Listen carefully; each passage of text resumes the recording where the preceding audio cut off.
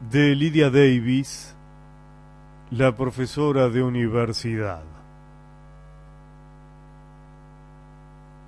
Hace años me decía a mí misma que quería casarme con un cowboy. ¿Por qué me decía eso? Por vivir sola, impresionada por el paisaje pardo y haber visto alguna vez un cowboy en una furgoneta a través del espejo retrovisor mientras conducía por las anchas autopistas de la costa oeste. De hecho, reconozco que todavía me gustaría casarme con un cowboy, aunque ahora vivo en el este y estoy casada con uno que no es cowboy. Pero ¿por qué iba un cowboy a querer casarse con una mujer como yo, profesora universitaria de lengua y literatura, hija de otro profesor universitario de lengua y literatura poco tolerante? Si me bebo una copa o dos, soy más tolerante, pero sigo hablando con corrección y no sé cómo bromear con la gente a menos que sea gente a la que conozco bien, a menudo gente de la universidad o que vive con gente de la universidad que también habla con corrección. Aunque no me importe la gente, me siento desconectada de toda la gente de este país, por mencionar solo este país. Me decía que me gustaba la forma de vestir de los cowboys, empezando por el sombrero y los cómodos que parecen estar con esa ropa tan práctica, tan apropiada para su trabajo. Muchos profesores de universidad parecen vestir como creen que debe vestir un profesor, sin amor ni interés por el detalle. Usan ropa demasiado tiesa o pasada de moda desde hace años, como pensada exclusivamente para aumentar la torpeza física. Cuando me contrataron por primera vez, me compré un maletín y cuando empecé a dar clase iba con él por los pasillos como los otros profesores. Me daba cuenta de que los profesores más antiguos, hombres en su mayoría, pero también algunas mujeres, ya no eran conscientes de la importancia de sus maletines y de que las mujeres más jóvenes fingían no ser conscientes, pero los hombres más jóvenes llevaban sus maletines como si fueran un trofeo.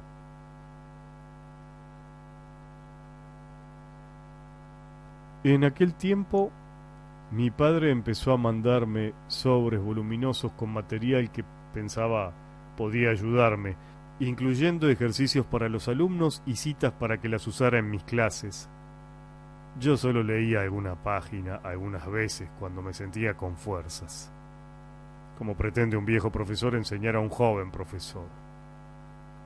No adivinaba que yo no podría cargar con mi maletín a través de los pasillos, saludar a colegas y alumnos y luego irme a casa a leer las instrucciones del viejo profesor.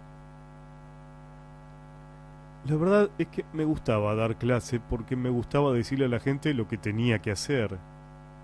En aquellos días me parecía más evidente que ahora que si yo hacía algo de cierta manera, esa era la manera correcta y no solo para mí. Estaba tan convencida que mis estudiantes también estaban convencidos. Sin embargo, aunque yo era por fuera una profesora, por dentro era algo más. Algunos de los viejos profesores eran viejos profesores incluso por dentro, pero por dentro yo ni siquiera era una joven profesora. Parecía una mujer con gafas, pero soñaba con llevar una vida muy diferente, la vida de una mujer sin gafas, la clase de mujer que veía de lejos en los bares de vez en cuando. Más importante que la ropa de cowboy y la manera en que la llevaba era el hecho de que un cowboy probablemente nunca llegaría a saber más de lo que debía saber. Pensaría en su trabajo y en su familia, si la tuviera, y en pasárselo bien y poco más. Yo estaba cansada de pensar demasiado, que era a lo que más me dedicaba en aquellos días. Hacía otras cosas, pero seguía pensando mientras las hacía. Algo sentía, pero al mismo tiempo seguía pensando en lo que estaba sintiendo.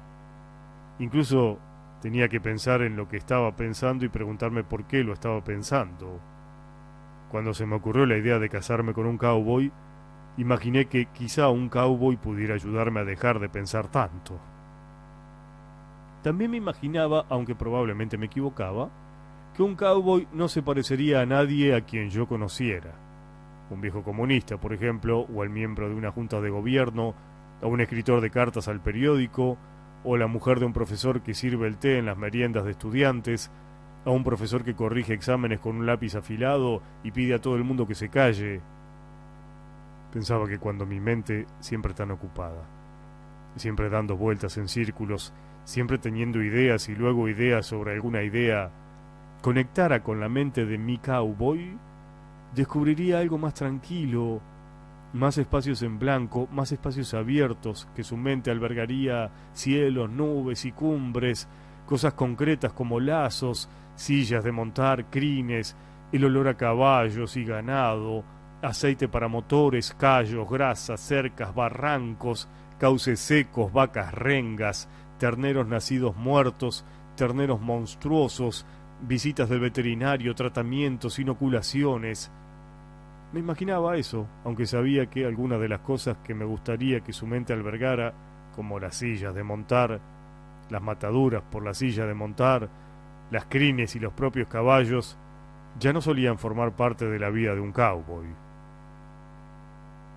En cuanto a cómo viviría yo mi vida con el cowboy, a veces me imaginaba leyendo tranquilamente, vestida de limpio, en un estudio muy agradable, pero otras veces me imaginaba untándole grasa a los arneses, o cocinando grandes cantidades de comida casera, o ayudándole en el establo mientras el cowboy tenía los dos brazos dentro de una vaca para darle la vuelta a un ternero a fin de que se presentara debidamente. Problemas y quehaceres como esos me resultarían poco complicados, y yo los resolvería sin complicaciones. No dejaría de leer y pensar, pero no conocería a demasiada gente para que leyera y pensara en exceso. Así que me dedicaría a lo mismo que ahora, pero con más intimidad, porque el cowboy, a pesar de estar siempre cerca de mí, no se empeñaría en comprender esas cosas, sino que me dejaría en paz con lo mío. Y leer y pensar nunca más sería un agobio. Pensaba que si me casaba con un cowboy, no tendría que irme del oeste. Me gustaba el oeste por sus dificultades. Me gustaba en primer lugar la dificultad de saber cuándo una estación terminaba y otra empezaba.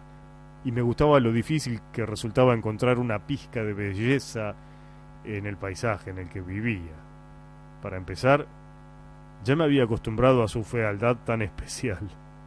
Todas esas autopistas inmensas que atraviesan los valles, las nuevas construcciones que se alzan en las laderas desnudas.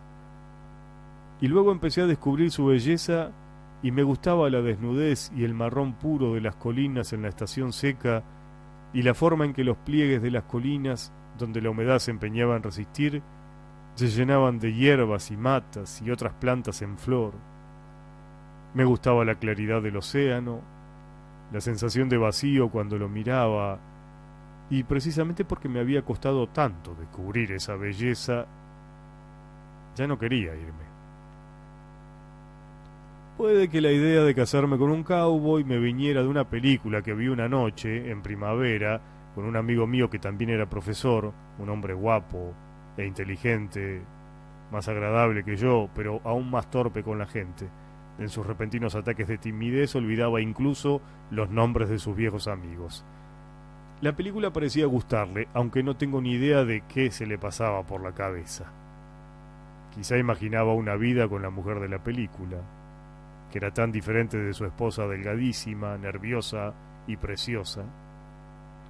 Cuando salimos del cine, en una de aquellas autopistas inmensas sin nada delante ni atrás salvo calaveras y faros, y nada a uno y otro lado sino oscuridad, mi único deseo era retirarme al desierto, tan lejos como fuera posible de todo lo que había conocido en mi vida y de la universidad donde daba clase y de la ciudad y de los pueblos de los alrededores con toda la gente inteligente que vivía y trabajaba en ellos, anotando sus ideas en cuadernos y ordenadores, en sus despachos y estudios, en sus casas, y tomando apuntes de libros complicados.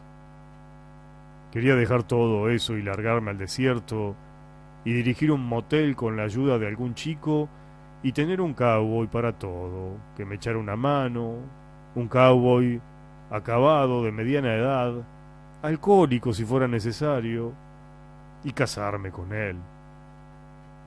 Pensé que conocía a un chico que podría acompañarme. Entonces todo lo que necesitaría sería el cowboy viejo y el motel. Lo convertiría en un buen motel, lo cuidaría y resolvería cualquier problema con eficacia y sin tardanza según se fuera presentando. Pensé que sería una estupenda y tenaz mujer de negocios solo porque había visto esa película en la que salía esa estupenda y tenaz mujer de negocios. Esa mujer también tenía buen corazón y capacidad para comprender las debilidades de otro ser humano. El hecho es que si un cowboy alcohólico entrara verdaderamente en mi vida, lo criticaría sin piedad por beber hasta que me dejara. Pero entonces sentí esa confianza extraña, nacida de ver una buena película, en que yo podía ser distinta de cómo era, y empecé a oír música country en la radio del coche, aunque sabía que no la habían compuesto para mí. Entonces conocí a un hombre en una de mis clases que parecía aproximarse razonablemente a mi idea de cowboy, aunque ahora no sé decir con exactitud por qué lo pensé. La verdad es que no parecía un cowboy o lo que yo pensaba que podía ser un cowboy, así que lo que yo buscaba debía ser otra cosa, y mi idea de cowboy se amoldaba a lo que me convenía en cada momento. No fueron bien las cosas. No trabajaba de cowboy, sino que tenía un empleo o algo así en el que pegaba huesos de chimpancé. Tocaba jazz al trombón y los días en que tenía clase se ponía un traje oscuro y llevaba un maletín negro. Solo le faltaba ser guapo, con su cara cuadrada, gorda y pálida, pelo negro, bigote y ojos oscuros. Le faltaba ser guapo, y no por sus mejillas vastas, llenas de cicatrices de metralla, sino por cierto aspecto de dejadez cerril, los ojos siempre de par en par, incluso cuando sonreía, el cuerpo inmóvil, solo los ojos en movimiento, observándolo todo sin perderse nada. Cauto, estaba siempre dispuesto a defenderse, como si cada conversación, en cierto modo, también fuera una pelea. Un día que tomábamos con los amigos una cerveza después de clase, estaba callado, parecía muy desanimado, y por fin nos dijo, sin levantar la vista, que pensaba en la posibilidad de irse a vivir con su padre y mandar a su pequeña con su madre. Dijo que no pensaba que fuera razonable seguir con la pequeña porque algunas veces él quería simplemente sentarse en una silla sin hablar y ella intentaba hablarle y él era incapaz de abrir la boca. Ella seguía hablándole y él, allí sentado, sabía lo que tenía que contestarle, pero no podía. Su grosería y serrilidad me resultaban agradables entonces y como me gastaba bromas de vez en cuando, creí que le gustaba lo suficiente como para invitarlo a cenar, y lo invité por fin, solo por ver qué pasaba. Pareció sorprendido y enseguida encantado de aceptar, reconfortado y halagado por la atención de su profesora. La cita no acabó en nada que cambiara la dirección de mi vida, aunque no era eso lo que yo esperaba entonces, sino lo que pensé después. Llegó muy tarde a recogerme a la residencia de estudiantes en la que me alojaba. Yo había llegado a la conclusión de que no iba a aparecer, después de pasar una hora paseando cada vez con menos esperanza por mi minúscula terraza que a la sombra de los árboles da a un patio y al estacionamiento, y volviendo a mi minúsculo cuarto de estar lleno de cosas de alguna pareja joven a la que no conocía, cuando apareció luciendo una camisa de trabajo vieja con las mangas remangadas y unos pantalones de pana con la tela gastada, se detuvo, miró a su alrededor como si estuviera a punto de empezar algún trabajo y entonces descubrió el piano, se inclinó sobre él un momento y tocó una melodía rápida y bonita, lo bastante larga como para devolverme la felicidad, y de repente le interrumpió en seco. Me provocaba auténtica curiosidad, como si todo lo que se añadiera a lo que yo ya sabía constituyera una revelación. Cuando nos subimos al coche, alargó la mano por encima de mí y abrió la guantera, y antes de ponernos en marcha, alargó la mano por encima de mí y la cerró. Le pregunté por qué hacía eso. y sacó del aguantero un montón de papeles y me enseñó la culata de madera de una pistola. Me dijo que 2 hombres lo seguían y que se trataba de algo relacionado con su pequeña. Estacionamos cerca del restaurante, tomó del perchero del coche una chaqueta gris, se la echó al brazo y mientras caminábamos se remetió la camisa y se puso la chaqueta. Yo pensaba que así era como un cowboy haría las cosas. Llevaría el traje gris en la percha del coche y cuando se arreglara para ir a algún sitio con una mujer, también se retocaría el pelo con cuidado. Bebió leche con la comida china. Habló de su trabajo, ofreciéndome algunos fragmentos de información científica, y luego contó varios chistes malos. Ninguno de los dos comimos demasiado, incómodos, creo, de estar juntos y a solas. Me dijo que se había casado con su mujer inmediatamente después de volver de la guerra. Era medio china y medio mexicana. Me dijo que en la guerra había sufrido daños en el oído y observé que me miraba a los labios cuando yo hablaba. Me dijo que también le había afectado el sentido del equilibrio y, fuera del restaurante, observé cómo se inclinaba hacia el cordón cuando caminábamos. Bebió leche en el restaurante, pero cerveza en el bar al que fuimos a jugar al billar. Me tomó por la cintura a la salida del bar, pero en el coche me dijo que tenía que acompañar a casa a la canguro. Luego cambió de idea y me llevó a un acantilado sobre el océano y me besó.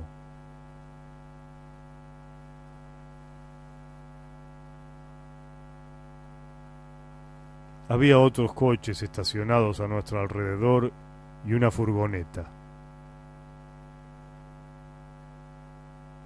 Me besó tantas veces allí, en su viejo Ford marrón, con la radio encendida, que podría haberme imaginado que volvía a ser un adolescente, aunque cuando era un adolescente nadie me había hecho nada parecido. Luego salimos del coche y nos acercamos al borde del acantilado para ver el océano, el agua negra de la bahía y las filas de luces que llegaban al agua desde el pueblo donde habíamos estado jugando al billar. Nos sentamos en la arena, no lejos del borde del acantilado, y me contó algo más de lo difícil que había sido la relación con su mujer, cómo había intentado volver con ella, cómo había puesto lo mejor de su parte para conquistarla y cómo ella no se había dejado conquistar. Me dijo que llevaba solo con su pequeña 6 meses y que su mujer llegaría a casa dentro de unos días para intentar volver a vivir con él, aunque él siempre hubiera sido un desastre. Me dijo que no podría volver a verme. Le dije que no me esperaba otra cosa, porque pronto me iría del oeste. No era del todo verdad que yo no esperara volver a verlo, pero era verdad que me iría pronto. Por fin me llevó a casa y me dio un beso de buenas noches. Por lo que puedo decir, el resultado de la cita no me importó, aunque me eché a llorar al día siguiente en el coche camino del banco. Pensé que lloraba por él, por sus miedos, sus problemas, los hombres misteriosos que creía que lo seguían a él y a su hija, pero probablemente lloraba por mí, de decepción, aunque no estoy exactamente segura de lo que yo quería. Meses después, cuando vivía otra vez en el este, lo llamé a larga distancia una noche después de beberme un par de cervezas en mi departamento sola, y cuando contestó se oía ruido de gente que hablaba y reía, su familia o una fiesta, ya no me acuerdo, y su voz sonaba tan encantada de saber de mí y tan halagada como cuando lo invité a cenar.